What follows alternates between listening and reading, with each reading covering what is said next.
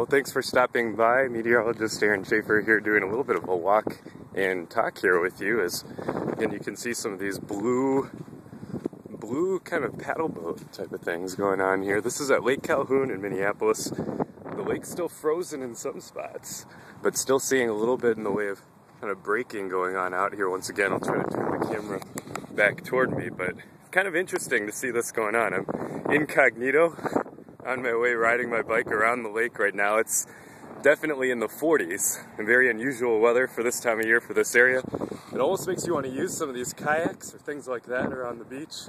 These little huts would be normally where you would rent this, so kind of interesting to see, and it's kind of an interesting open water type of effect going on back over the lake as well that you wouldn't normally see back in early January. So this is kind of what it's looking like back in the upper Midwest in early January.